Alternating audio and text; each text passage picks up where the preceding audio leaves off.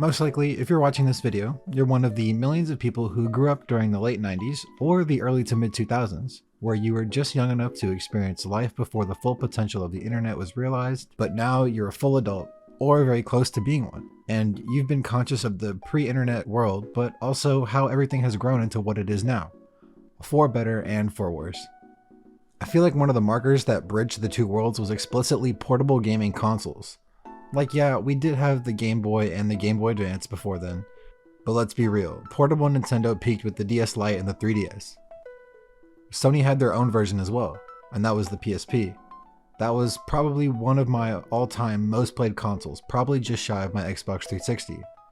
Everywhere I went, I took this bad boy with me and I played a ton of games, ranging from Star Wars stuff like LEGO OG Trilogy, Elite Squadron, and Lethal Alliance. I also beat the Ratchet spin-offs that were Size Matters and Secret Agent Clank, and also the anti-gravity racing game that was Wipeout Pure. Then there were the two Jak games. First I played, and, of course, Daxter. So before getting into any of that gritty stuff, I would consider this one of my additions to Jak Month. Here's hoping this video actually gets uploaded during that event. Jak Month is a community-run grassroots project dedicated to celebrating the 20th anniversary of the Precursor legacy. We have social medias that I would love for all of you to support, and that's all linked down in the description, and feel free to add your own personal contributions or consuming the creations of others. It all really means a lot and helps keep Jak and Daxter as wholesome a community as it is. With that plugging out of the way, let's jump right in. I can't do this anymore. It's too dangerous. But please, don't leave now. Forget it. So, coming out in 2006, following the release of the PSP nearly 1 year prior, Daxter, much like its previous entries, is a 3D action platformer, where instead of playing as our teenage gunslinger with superpowers and anger issues, we take the perspective of the comedic relief on his shoulder. The guy who runs his mouth but runs from danger when it challenges him, yet despite his fears and insecurities about his size and being accepted, he comes in clutch when it counts. Thus, we get the story that shows what he did for about 1% of the time between Precursor Legacy and Jak 2. My takeaway from this overarching plot is about Daxter unknowingly being a part of the preventative measures that keeps the metalheads from straight up invading the city. The metal bugs are kind of the preemptive measures in place by Core and his right-hand man.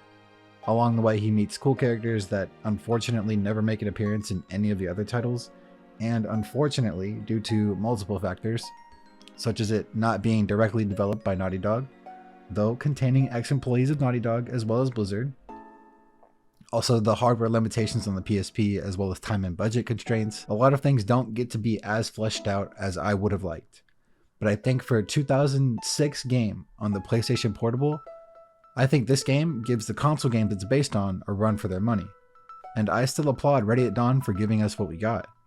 But that's going to be my first angle of attack here. Throughout the course of the trilogy, Jak X and so on, Jak and Daxter were very rarely separated. And if they were, it was very unlikely to be narrative based and a more contextual for gameplay thing. Examples of narrative purposes was when Jak ditched the Class 2 race because he and Kira had a fight, thus you take over as Daxter, but nothing really changes on the gameplay. But for contextual splits, that includes moments like in Jak 3, where Daxter hops off Jak's shoulder to open another area of the map, or something like the Jak 2 spider chase. But outside of the Jak world, we can draw a lot of comparisons to another game series because of its similar premise of being an action platformer about duo protagonists that have developed friendships. And in the Ratchet & Clank series, there are countless moments where the pair is separated both for contextual and narrative purposes, sometimes both at the same time. These separations take a toll on the characters, as well as introduce gameplay limitations.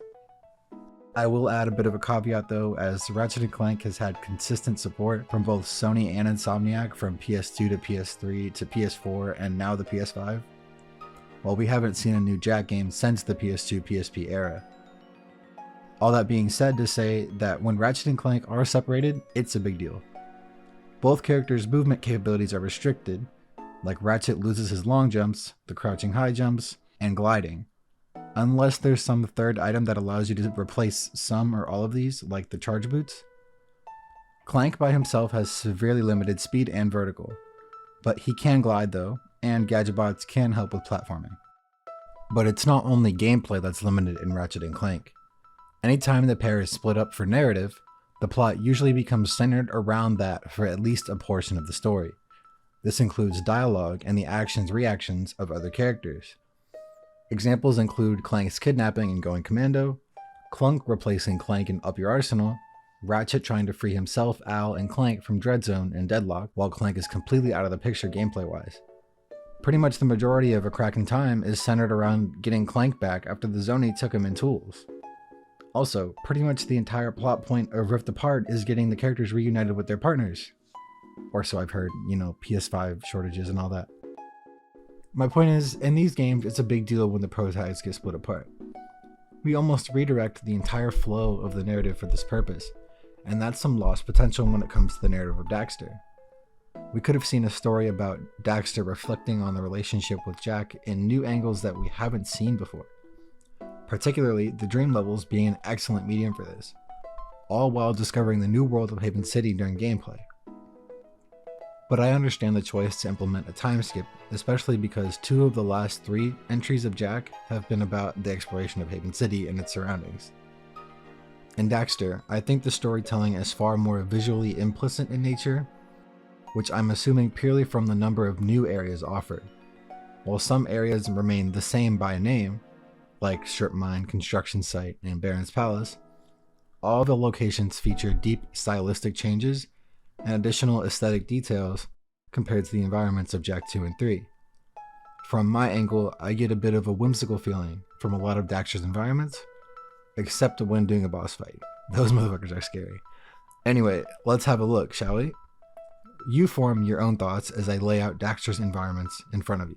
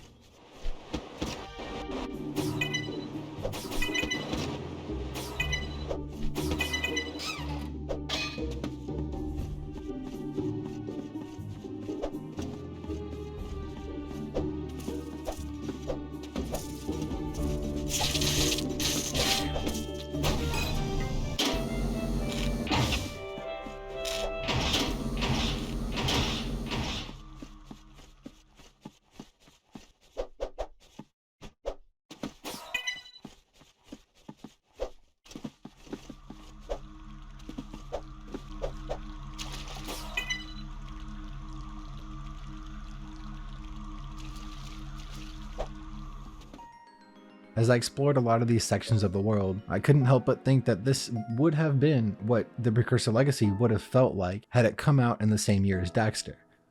Every area fits a very specific theme and fits it well. I don't just get this idea from how everything looks and is designed on an aesthetic level, but how the game plays. Daxter is fundamentally a collectathon, much like its canonically chronological predecessor. Every level tracks everything.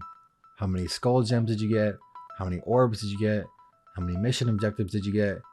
Just like the Precursor Legacy, Daxter makes sure to make a ring of approval every time you pick up an orb or a gem.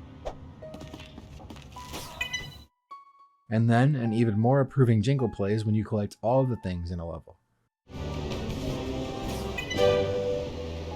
In total, there are around 1,000 Precursor orbs. No wonder these things are so rare in Jak 2 since Daxter was stashing them in secret.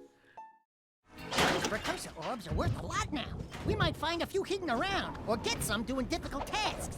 We'll be able to buy stuff with them. 609 skull gems, 25 bug tokens, 18 bug vials, 17 combat bugs, and 6 portraits that unlock masks that you see me wearing later in the gameplay. Collecting all of these and 100%ing the game unlocks the ultimate combat bug for a minigame mode I will address super late in the video. So I think it's pretty needless to say my Precursor Legacy vibes were off the chart here, but dare I say it, I'm gonna say it, I found Daxter much more fun to play than Precursor Legacy. I know, cancel me Jack community, but finish the video so you can at least see me defend my positions here. And now I think we should talk about the reality of this game. Not what it could have been, or even what it should have been, but what it is. In which I will now begin the long form breakdown. If you think this shit's boring, feel free to skip to the timestamps in the description, or the chapters on screen. My conclusion is at this point. And without delay, buckle up my orangey friends and join me on our trip back to Haven City. Daxter opens with a similar feel as Jak 1 and 2 did, a shameless monologue that pretends to be delivering wise sage wisdom, but this time he berates Daxter for honestly being the character that he is. For as great as Jak was, he would never have succeeded without his often forgotten but faithful sidekick, Daxter.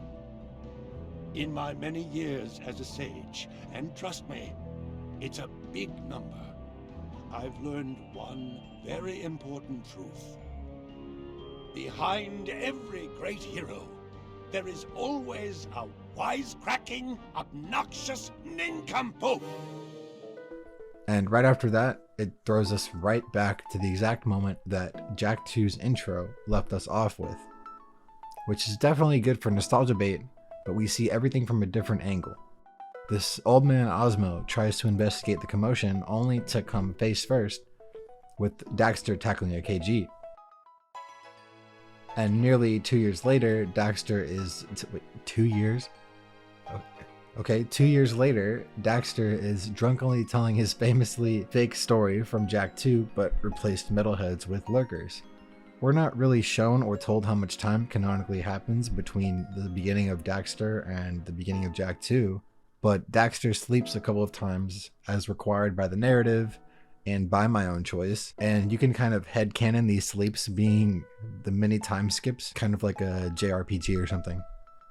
But upon being approached by Osmo in the bar, he's sort of unquestioningly and mistakenly recruited into Osmo's bug exterminating business after a shortage of businesses and workers, and a lot of metalheads popping up, which later we found out the real reason why, but if you played Jak 2, you can kind of already infer the reason.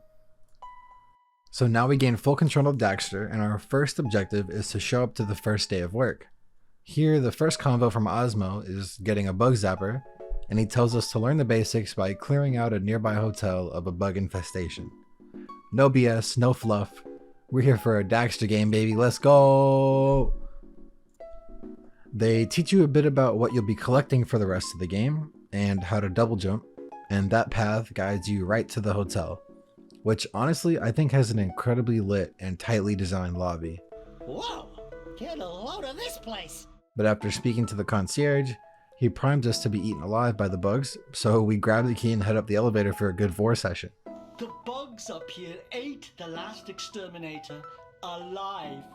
When we arrive to what looks like a rooftop / greenhouse area contrasted by nasty looking tick bugs that you swat and killer plants that have you sneak by, until we reach our first real metal bug, and we get our first taste of the blood. Of the combat, where you combo smash the bug and its gem pops right out. Daxter can use his animal arms and legs to contextually climb areas around every level that look like these grated walls. After smashing a few more bugs and passing through some of the more flowery areas, we slide down what looks like a drain pipe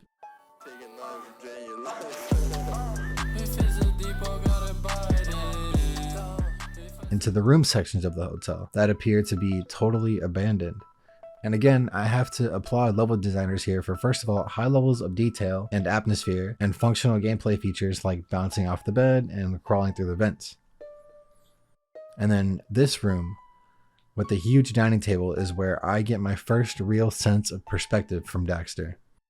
It's when I really recognized how small Daxter actually is. He's like really little. He's barely taller than some of the wine bottles on the table.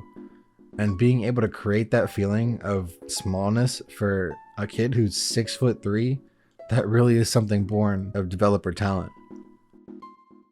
But after passing through some nice bedrooms and slapping some bugs to collect the required amount of gems, we take the elevator back down and close out the first mission.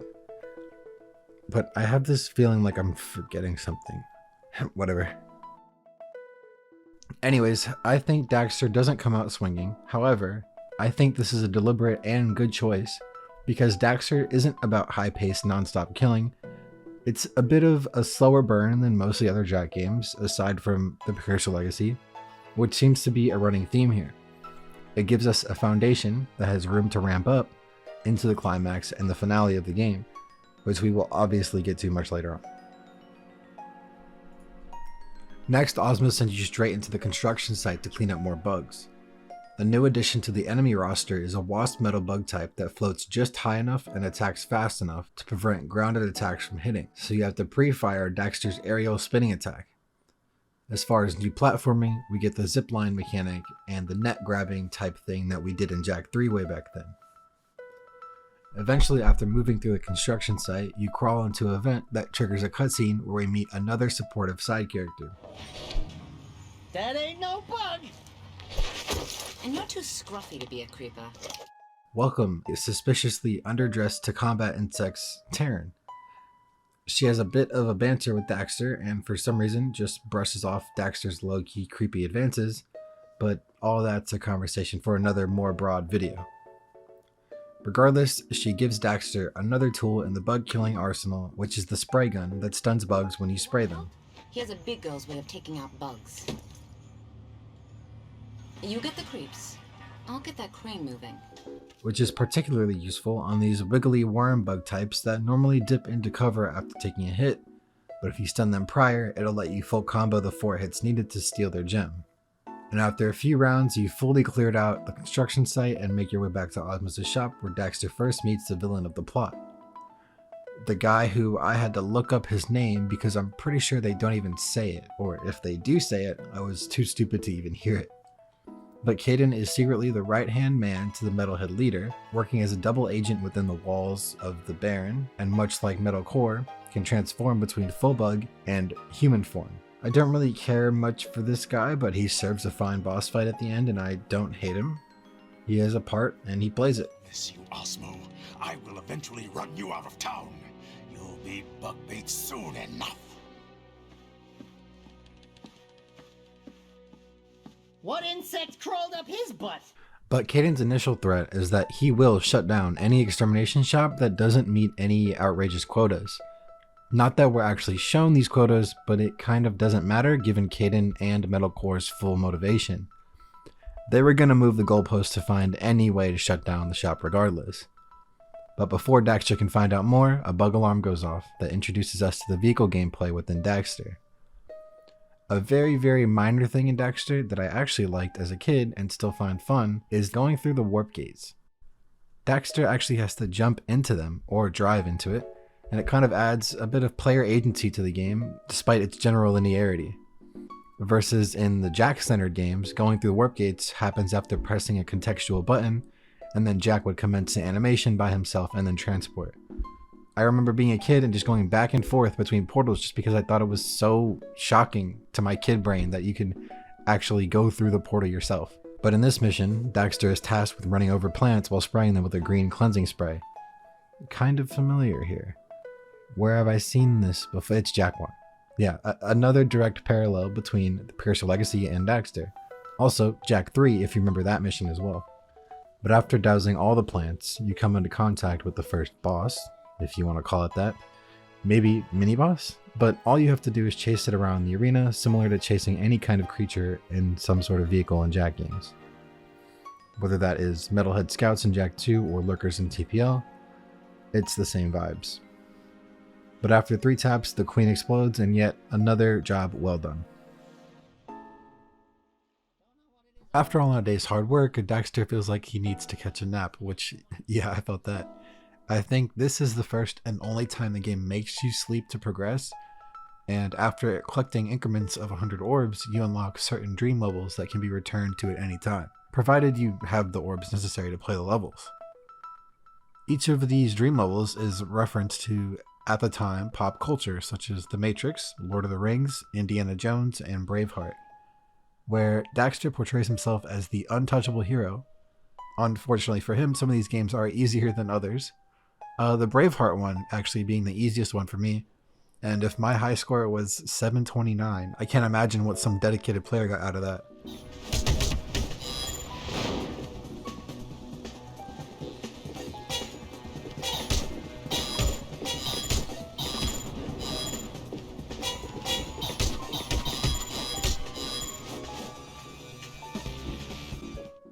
As a reward for completing each of these dream levels, you come out with new moves like uppercuts and dives, but also you get upgrades to health. Kind of wish the game gave us more chances to access these missions in the late game, because once the plot really picks up, kind of just want to do that instead of driving across the city for a bit. I ended up getting the health upgrades after the end of the game, which would have made for an easier boss fight for sure, but none of these things are actually absolutely necessary to beat the game. They just help a little bit. Also, getting gold scores on each dream level is necessary for getting 100% completion anyway, so it wasn't a total loss. Overall, I think the dream levels are cool touches, especially for the time period. Even as a kid, I knew what Matrix and Lord of the Rings and Indiana Jones were. So it felt more humanizing and felt like the devs remembered to add some personality to Daxter as a game developed by humans. However, Daxter takes the hit on not using these levels for a more narrative-focused endeavor. Like, what if Daxter dreamt about human adventures with Jack pre-Precursor Legacy? Or we somehow got extra lore on the Jack-Daxter dynamic. But I also recognize the choice to exclude this on a PSP spin-off, because diehard fans that miss out or can't get a PSP lose out on pivotal characterization of their favorite characters. And then, even in a gameplay sense, how would that look? Would it also be essentially QTEs like the dream levels that we got? I don't have definitive answers, and I can only speculate on these things, unfortunately. But after Daxter wakes up, he's called back to the bar we saw him in during the starting cutscene. Outside, we find Daxter's sick new Zoomer scooter, and that takes him quickly around the sectors of Haven City. At the bar, Taryn is there waiting for Daxter's awkward sexual advances and rewards him with the pressure booster to the bug sprayer we just got. The added boost to pressure allows Daxter to achieve flight, but only for a few seconds. Another added step of depth for our platforming section, which is incredibly utilized from this point forward. The true mission begins when we interact with the bartender. She explains how the cellar with all the alcohols is being overrun with bugs. And here we meet up a new metal spider type. This one skitters around on the floor and sometimes on walls and will knit a little ball of energy at you. But with enough practice, you can learn the timing of the stun lock to full combo the spiders, or you can just spray and pray.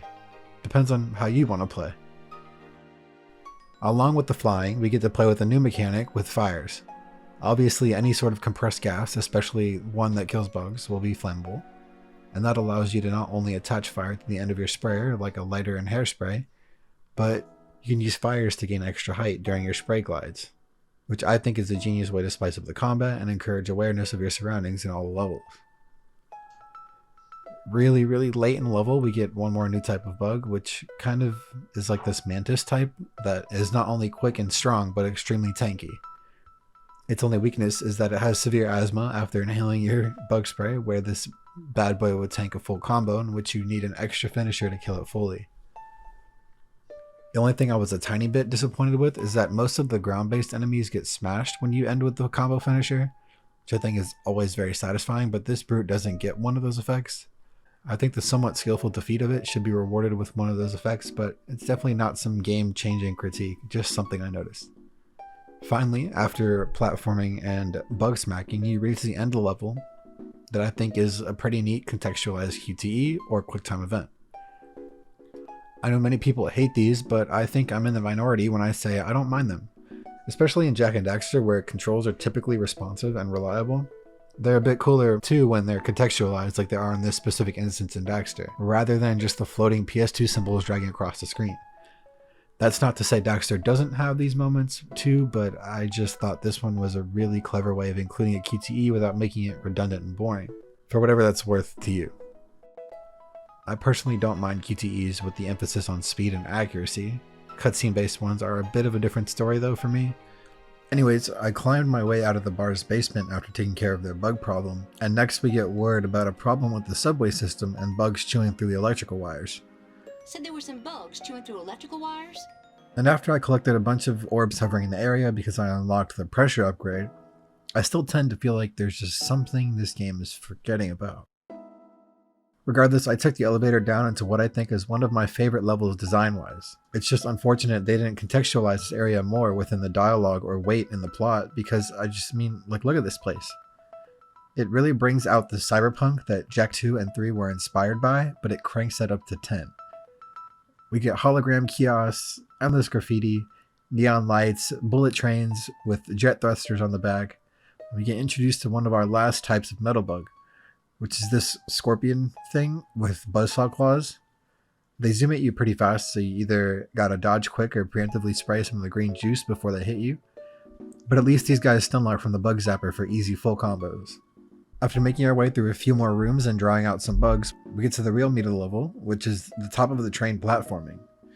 And if you're anything like me, you are addicted to that lots and lots of trains commercial that would come on all the time as a kid. And riding on trains is the ultimate expression of dream life. And then this level bangs. It pulls out all the stops when it comes to platforming with all the tools you've acquired thus far. Not only is everything coming at you at insane speeds, you have to shift on the train from left to right, jump and float across to other trains moving in the opposite or the same directions, then jump, double jump, and float while on the same train, also dives into crawling light to get underneath lasers, also floating across train tracks trying not to get whacked, sometimes actually getting splattered, and I think it's a funny touch how Daxter, the exterminator, looks like a cartoonishly squished bug on the windshield of a car after getting hit by the train. Eventually you come to a zoomer where you essentially race the train to the final area before it hits you. The ending cutscene of which I accidentally skipped because I was too busy holding X to go forward on the zoomer, which also happens to be the same button that skips the cutscenes. But that brings us to our first real, no bullshit boss fight. Phase 1 starts with an abdomen sticking out of a toxic aired arena. Touching the butt will have it spit out generic enemy types we've already seen. It's fine, I guess.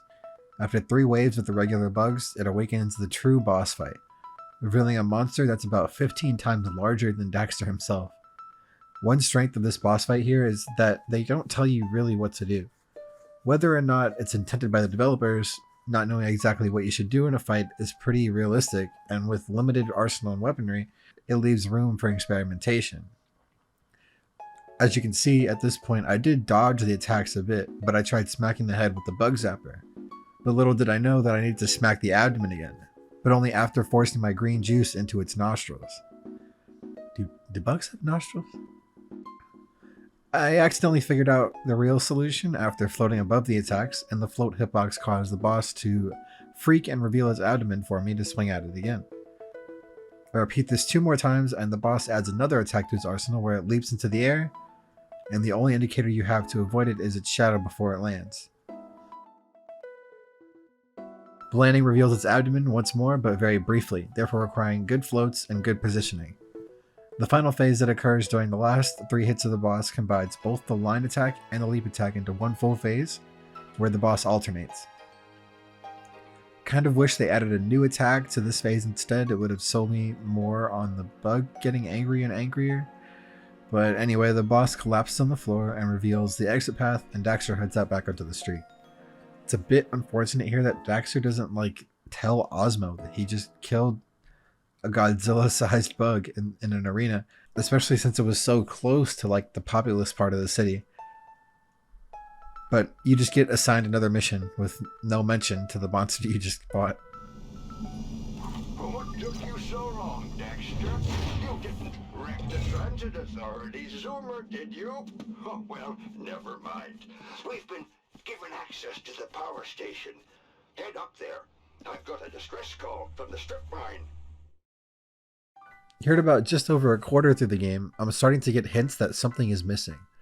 We have a goal to reach, but I just can't remember what that is. Either way, if you've kept up with the video this long, good on you. You've listened to about 4,400 words about a PSP game focusing on a sidekick of a niche PS2 era character. I appreciate you. Hopefully we can speed up the process a bit from here as Daxter begins to get a bit more formulaic before we get into some late game upgrades and overarching plot developments. But after that first boss fight, we get sent to the strip mine. That you might recognize the name of from Jak 2. and while there are plenty of aesthetic similarities, it definitely doesn't play near the same, mixing in a lot more dark eco, all the bugs we've seen before, alongside a mini collectathon this first time around. There is a bit of an issue with these less linear, freeform, multipath levels where it tends to leave players, or maybe just me, kind of lost sometimes, not really sure where to go, walking around in circles until I stumble on the correct path. Compared to similar levels in other Jak games, like pretty much the entirety of Jak 1 or Jak 2's collecting the artifacts in Precursor Ruins, you never get lost, and every path you take will lead you to somewhere useful. Whereas in Daxter, I feel like I come across so many dead ends, particularly within these missions in the mid-game, but this level is by far not the worst, just the start of a general trend I noticed while playing. Anyways, I collected all 8 of those crystals and I got a notification from Taryn saying that for some reason she's fixed up old Betsy, that I don't remember ever being broken in the first place. Looks like you've got another date with Betsy. Don't worry, I had her fixed up. Now you need to go finish the job in Breezy Valley. But we take it to go back and finish the cleaning job in the valley we were in before. So I was a bit confused here because Ozmo's face is the symbol for the Critter Ritter shop, even if it's a mission using Betsy. So I was expecting a conversation with Ozmo to give more context on what I need to do, but that's just not the case. But before that, I took a nap in the game, where I spent 15 minutes straight in the Braveheart dream world mentioned earlier.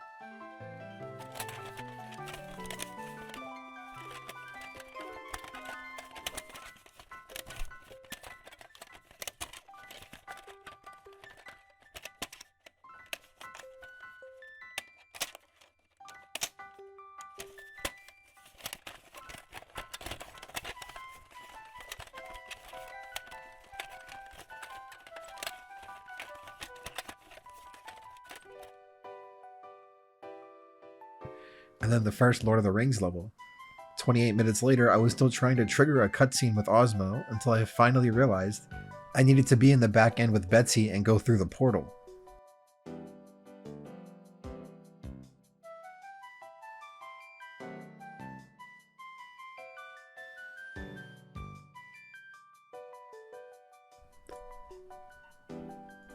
On the other side, I have to do a very similar task of running over some infected material with green spray, but this time it's like a really ugly looking wildlife. I don't know, I feel like we could have made these guys a little cuter, but it's whatever. Cleaning these guys in time nets you a triple clean threat, but thank goodness that this time you only have to hit each one a single time compared to the original queen's 3 hits. Also, Taryn said she fixed up the Betsy, but the zoomer is quite literally identical to how it is in the first one. So I'm not sure what they were going with that. But rest in peace in the Queens nets us a cutscene on the exit of the Critter Ritter where we keep forgetting we forgot to do something important. Bug base! This is Orange Lightning. Do you read? Yes, Daxter, but you don't have to use call signs or... Unit 1 returning to base ASAP on the QT. By the way, was I supposed to pick you up something at the store? Yak cow milk, maybe? Or some old guy fiber? I keep thinking I've forgotten to do something. You know, something important. I can't help but think... Jack! That's it! Hang on, buddy! I gotta go, Toots. Talk to you later. I mean, over and out. I mean, 10-4, or whatever. And just like that, we get reminded of why this game was even made. Daxter still has to rescue Jak from the prison. But if you've been paying attention, we're probably just touching the halfway mark in this game. So we have a bit of a roundabout with this transport tossing mines and bombs at us until it runs itself into a corner where a bunch of KG were ready to ambush Daxter. When the cutscene starts, Daxter is miraculously off of his scooter and nearly about to be arrested as a brand new side character swoops in and all the KG fucking die. He introduces himself as Zyman instead of Ozmo as he drives through the streets completely overrun with KG. To be honest, all the Jak 2 runs of Deathless and the failures really got me wondering how did these guys not even fire a single shot at Zyman's ship? Like, these guys get really bloodthirsty over the time skip, I guess. Also kind of a little awkward when he says, "Pops hasn't heard from you in a while." But not even 2 minutes ago, I was walking out of the shop with Ozmo staring me in the face and me sleeping in the back room. Not sure how he forgot already, but Ozmo is about 94 decades old. And instead of worrying about the master of cops we just outran, we have another cleaner job to do on metal bugs. But before that, we cut into an omniscient perspective where this dude Caden is having a chat with Metal Core, and it is revealed the bug invasion and the subsequent shutdown of all bug extermination companies is a ploy to bring the destruction of Haven City and tie itself into Jak 2's plotline. It's a little bit wonky because as far as we know, Daxter has no clue about Jak 2's broader plotline, nor does he know the purpose behind the rallying of the metal bugs, and unlike Jak 2, Daxter never really finds out. And I assume this is to hold the narrative cohesion between Daxter not knowing anything and Jak and him discovering the secrets together in Jak 2, but I digress as Daxter lands on a tanker outside the port.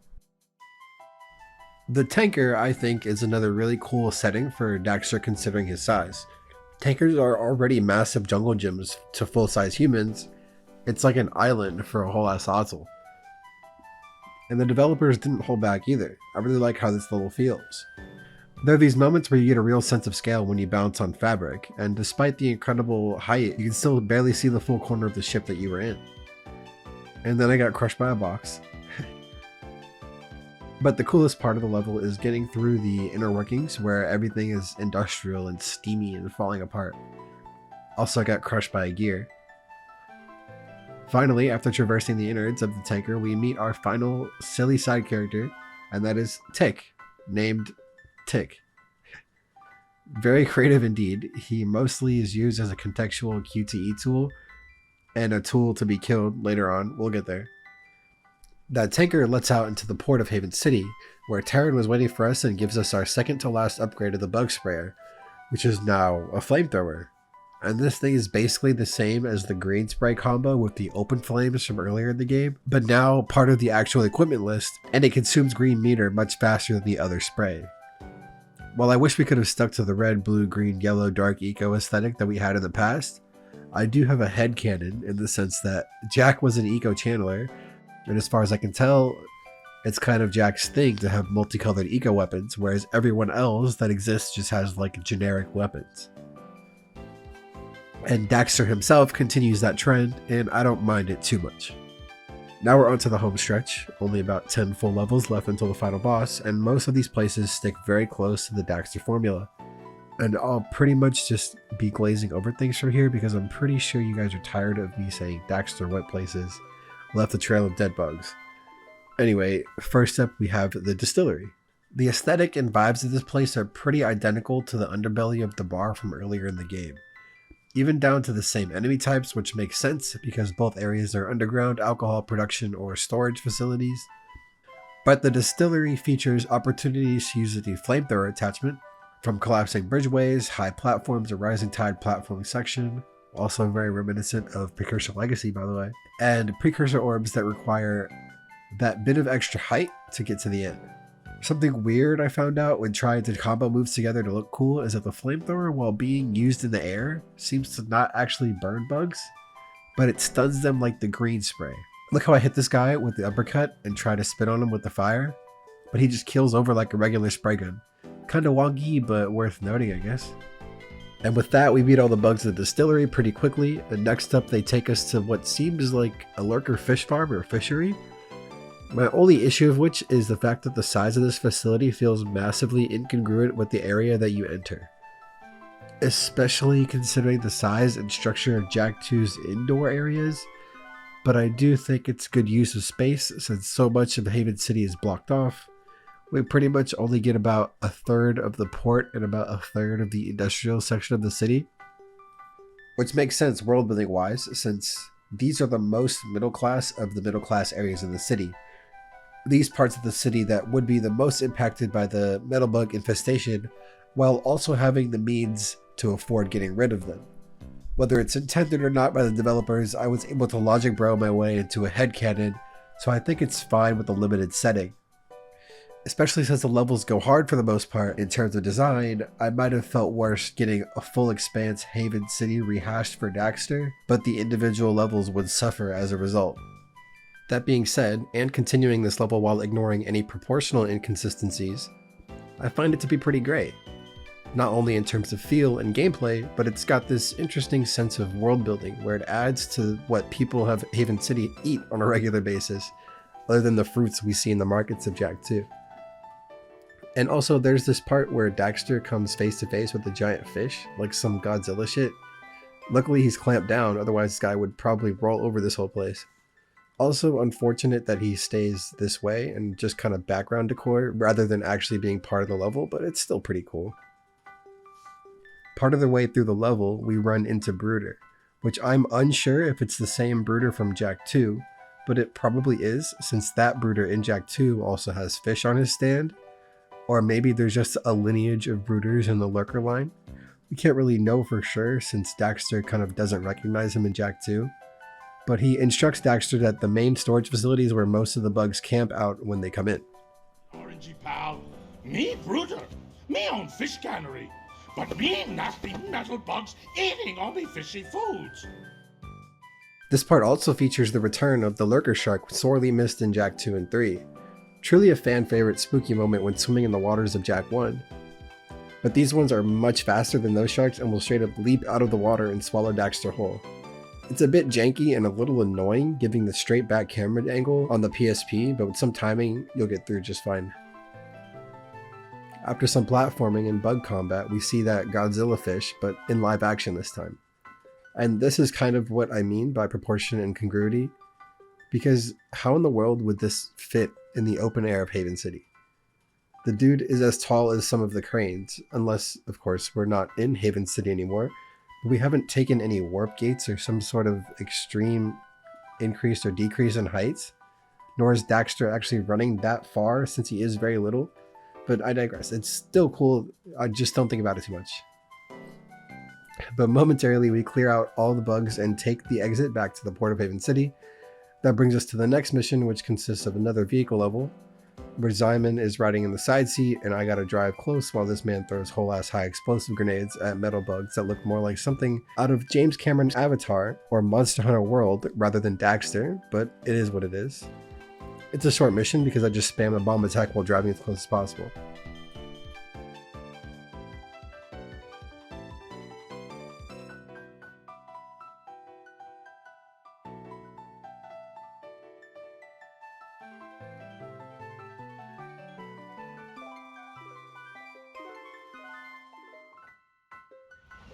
Oh yeah, dude, that was supremo radical.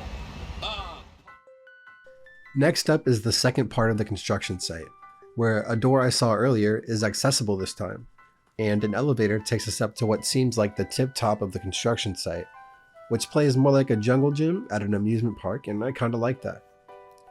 This level requires what feels like a lot more floats and climbing than any of the other levels so far, as you bounce from scaffolding to scaffolding. The new mechanic in this level, based around the flame, has everything to do with thermal expansion and springs. Now, I don't know the physics behind this, but it seems plausible to me, so let's roll with it. Heating up these diving board looking pieces causes the spring underneath to rotate the board and open up new space to platform across. It's also timed before it rotates back, but nothing too crazy.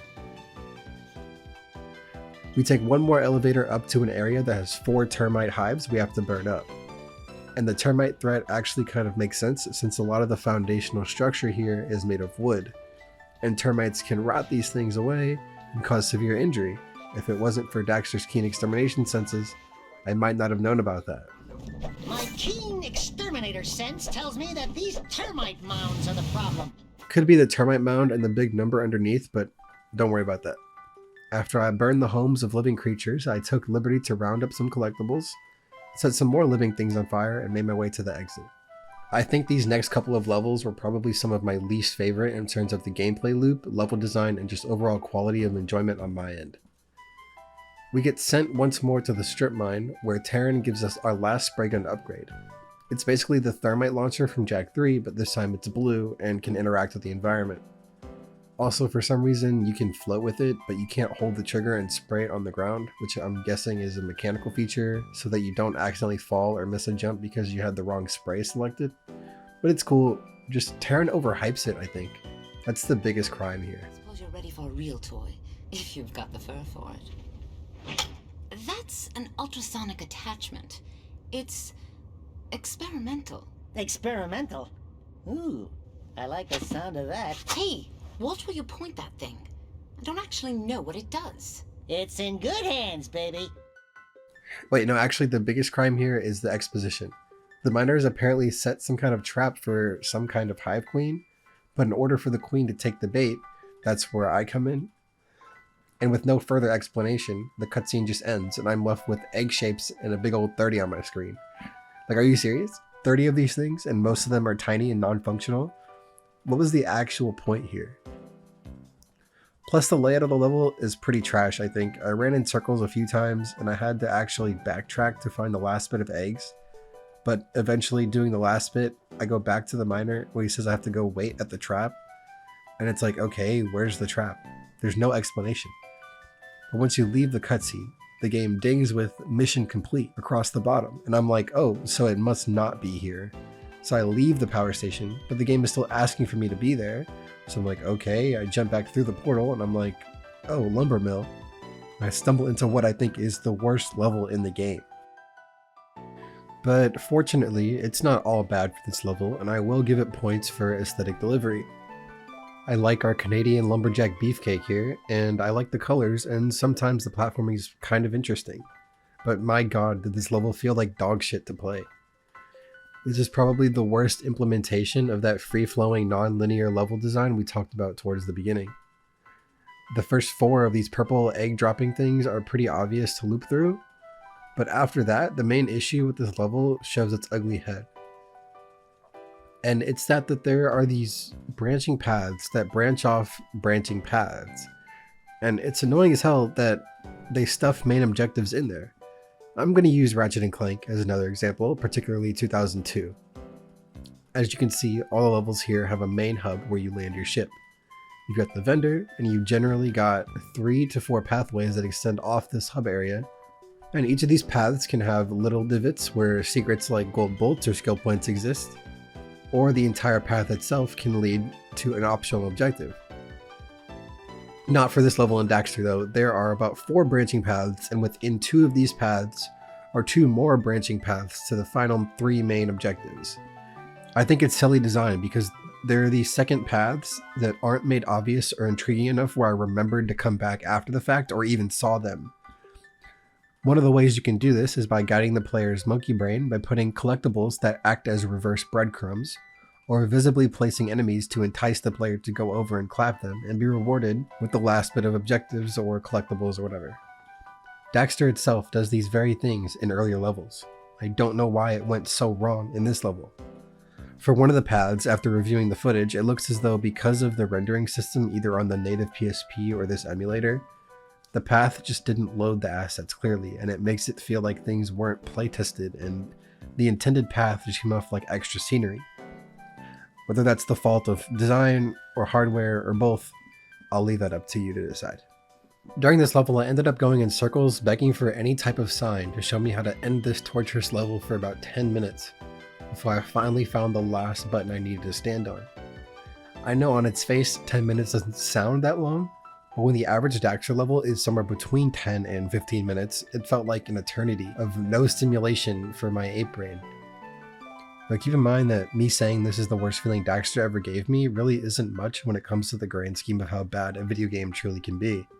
Because to be fair, it was kind of satisfying to be like, this level is finally over, and move on.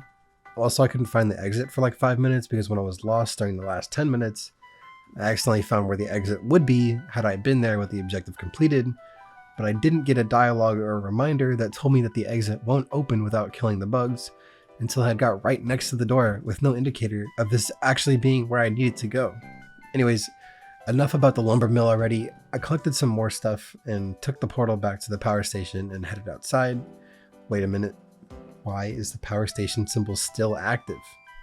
At this point, I'm getting just a tiny bit frustrated with the lack of direction here, but I've always been one for trial and error, so after scrolling through the portal options, I went back to the lumber mill thinking there might have been something I missed, like not talking to the Canadian friend, but no, it doesn't let me talk to him. What about the strip mine from early game? No, I already got every main objective here and the dude hugging his crystals, so the only option left is to go back to the strip mine section with the eggs. And after staring at what felt like nothing, my brain finally recognized that this shape in front of me is a door. So I walk up to it and I was like, didn't see this open before. And honestly, it would have been way better off if they just put like 10 neon signs saying like this way to boss fight. That's the only way I would have realized. But yeah, I guess this massive structure is somehow the trap. And it's even got an elevator and unexplored rock walls in the way. I'm not sure how this can be considered. Holy shit, is that Bussy? Intrigued by the queen's ass, do first person camera and give it a little, little slap. And just like the first boss fight, this end of the bug spits out metal bugs and not just regular beetles like whole ass scorpions. After 3 waves of that, it brings on another culture shock as the queen wasn't actually in the ground. Her abdomen was detached and she had to fly in and reattach the bussy from the outside that initiates the true boss fight, just like last time. This one's a little different because it'll fly to a specific spot and lodge itself into the ground and literally shoot Kamehameha at you. Much like the last boss, you have to hit it with some kind of spray. In this case, the long-range bomb upgrade works wonders. That stuns the boss and you can get free hits on the abdomen from there. But be careful taking your free hits because she slams down in an AoE attack for more damage. She left me down with 1 HP, but little do we know, I've got 1 HP and a dream. I turn on the jets and get a ton more hits in. After about half HP, she enters phase 2, where she crawls along the walls and fires seeking projectiles at you. At 1 HP, I have to use the ultrasonic spray upgrade to take them down without getting too close. After 2 waves of the projectiles, you have little time to position yourself close to knock her off the wall, which is a double-edged sword because that means the seekers have less time to travel before they hit you, but you get hits in early. I took a gamble and shot her before any seeker came out, and the gamble paid off. I found the tricks. Little did I know she dashed to the center of the stage that allows you to do damage, but I narrowly missed and continued to do huge DPS. Had a few lucky close calls, which I took down the queen with a single health point left.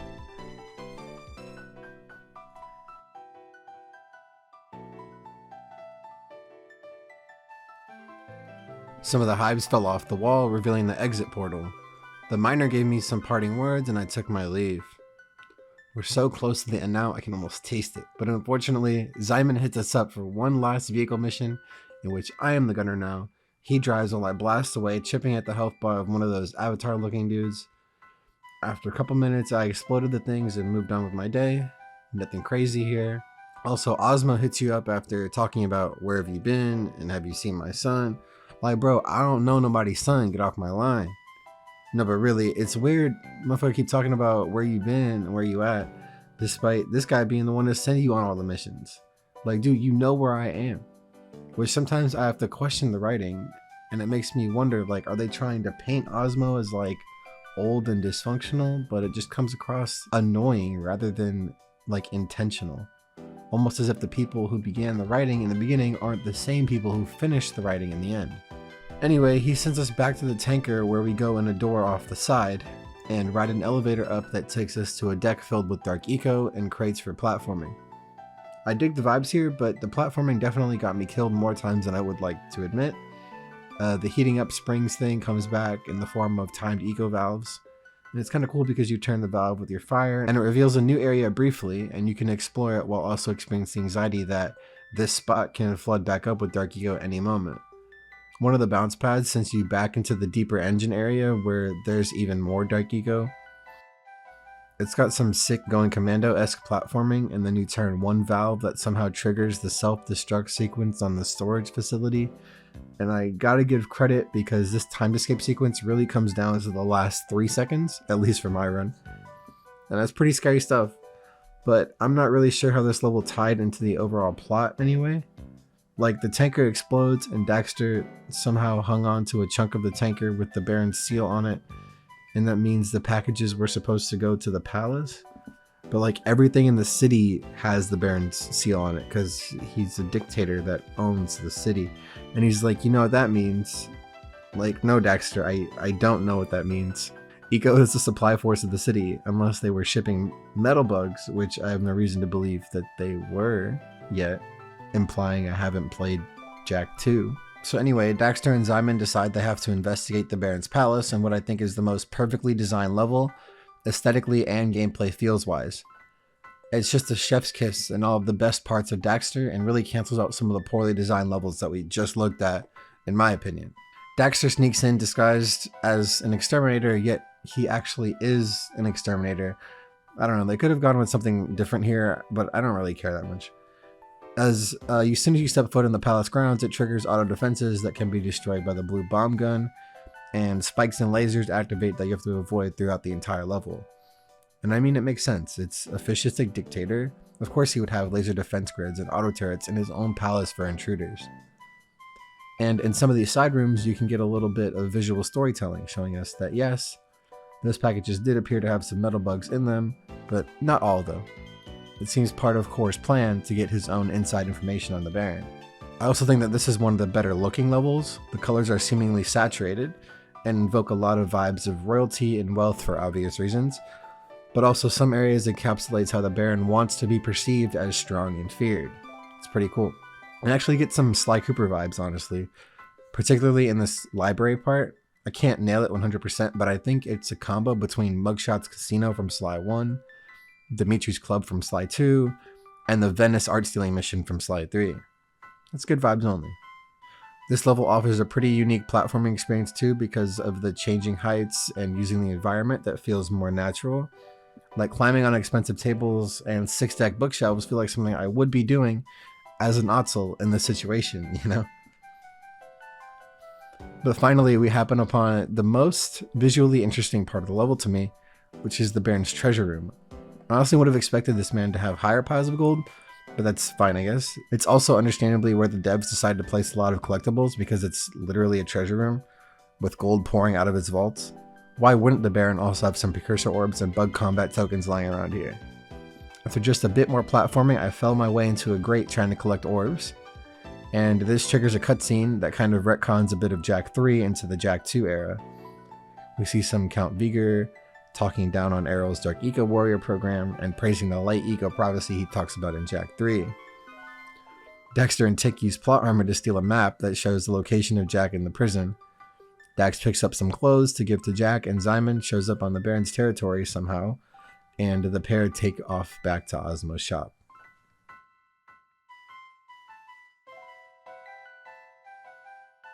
Daxter walks in on Kaidan scolding Osmo about not meeting arbitrary bug quotas, and Tick jumps on the table only to be absolutely murdered by Kaidan. And this shows me two things. First of all, Kaidan really is brutal, because his true identity is being a metalhead bug, right? So Mans will murder presumably his own troops to gain leverage over Osmo and Daxter. There's no way he'd know Tick was a friendly, and it more just uses Tick's murder as a plot device to get Daxter outside of the upcoming part of the cutscene. Secondly, it's crazy how much Daxter will attach himself to the single Tick, but straight up murder at least 609 bugs across the entirety of the game. I guess Tick was just one of the good ones, huh? And as Daxter runs out to face Kaidan, he explodes the Critter Ritter. And despite Osmo being about 3 inches away from the direct explosion that demolished an entire building, he comes out relatively unscathed, just covered in dust. Like, I don't get the problem with raising the stakes and heightening the climax of the game by clapping Osmo. We killed characters in Jak before, it would have added some more narrative weight, where there wasn't a whole lot. Also, Daxter says he will get that blowhard metal bug. I'll get that blowhard metal bug for what he did! Which is a fine insult, except the fact that there's no way Daxter knows at this point that Kaidan is secretly a metal bug. And it kind of makes me think that maybe this part of the story was supposed to go differently. Maybe it was just an oversight in the writing. I don't know. I can't make excuses for that. But nonetheless, Zyman rolls up to bring us to finish the job. And finally, our last mission has pulled up. And it only makes sense that Daxter ends where Jak 2 begins, in the prison fortress that houses the Eco Warrior project. This is the only time where the Crimson Guard is actively one of the enemy types in the game, and these guys operate more like an old horror game, where they are impervious to any of your attacks and they clap you instantly after getting caught. Sometimes their detection cones can feel a little aggressive, but once you get used to it, I actually like their inclusion here. It reminds us how little Daxter is for the 50th time so far, but that's fine. It's also kind of a slap to the face to show that Daxter's weapons really ain't shit either. But after you pass the first guy, you jump on a zoomer and get chased by a guard on one as well. Eventually he gets clapped by a laser grid and the mission continues as usual. So watching this back, I just realized I missed this thing that probably would have led to a collectible. And going straight takes us to a prisoner holding area where it introduces a mechanic where I pick up the key and it allows me to access any of the rooms on this floor. After exploring some of the rooms here, I make my way under one of the beds, where a prisoner had once escaped before, evidenced by the spoon. This is in reference to real-life cases, some recent, some ancient, using metal spoons to carve their way through the walls or the bars. It's kind of a funny detail considering all of the other pop culture references, but then we get to ride an elevator at the second floor, where we get some profile view platforming to avoid another guard. Going up a few more flights, a vent takes us to the third floor, where another prisoner holding area is. This time the room is a bit more complex. Now there is 3 guards, one that kind of 180s back and forth, and 2 others that orbit the room. It's a little more annoying in that every time you die, whether it be transferring between rooms or whatever, you have to recollect the key in the back. I get it, I guess, but it's still annoying. I did end up unlocking a Jack mask here, which is pretty great, and did the room a few times for all the collectibles in here before making my way to another vent and spoon that take us level 4 with a bit more profile platforming. Then, seemingly randomly, a 4th floor vent triggers a cutscene between Kaidan and Core that implies Core knows exactly who Jack is from the beginning, which can explain why he has a specific hatred for Daxter getting away so much. Then that kind of begs the question of why didn't Metal Core just become Core from the get-go, like he does at the end of the cutscene, and meet them at the landing point.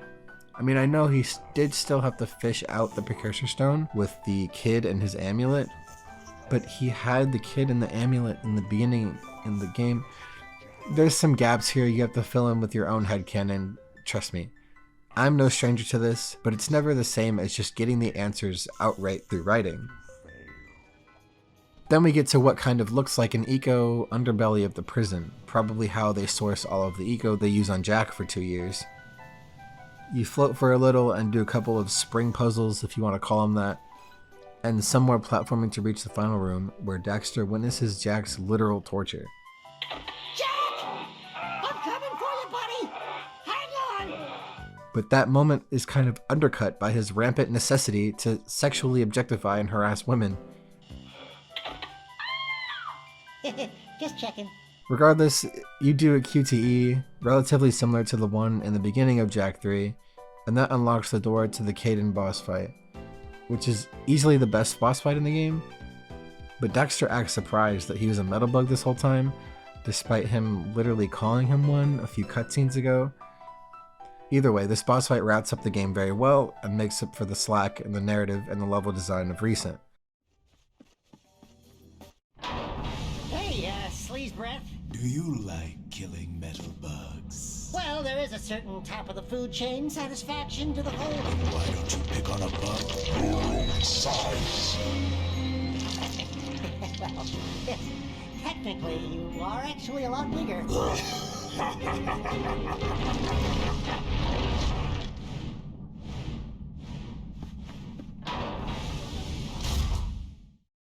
First phase involves Metal Kaidan flying around one of the 4 corners of the room to where he'll bomb one of the platforms you stand on, where if you don't keep moving, you're most likely going to get hit, especially by his lightning attack. Eventually he'll fly his way to the center, and a dark eco vent will open. Hitting these with a bomb attack will explode it and cause Kaidan to take damage. Doing this 4 times causes the end of phase 1, where in phase 2 he retaliates with his own attack, where all you can do is platform. Destroying those vents caused the room to collapse, and you're barely left floating on a cluster of platforms while Kaidan charges up another electric attack. But this time, he targets the whole cluster at once, and it's admittedly kind of hard to get around here. Use your spray gun to float across the eco lake, and spin a valve that causes the eco to drain a level down. Rinse and repeat one more time, and Kaidan makes a run for it to make phase 3, which is admittedly a little wonky for lore purposes, but isn't everything about this game?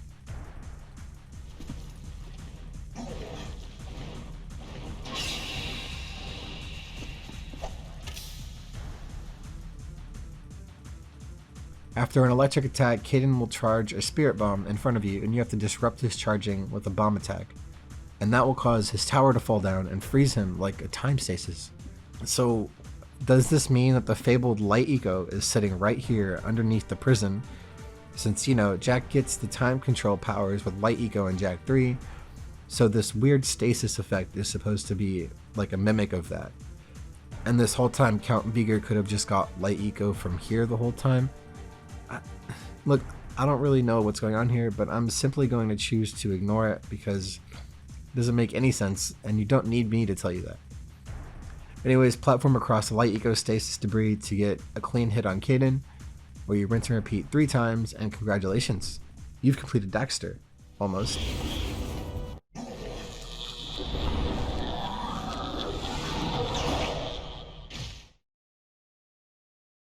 He runs away one last time to die fully by some computers. Daxter drops his gear, knowing the job is finally done as Caden gives his dying monologue, which he alludes to the events of Jak 2. Bring it on, butt breath!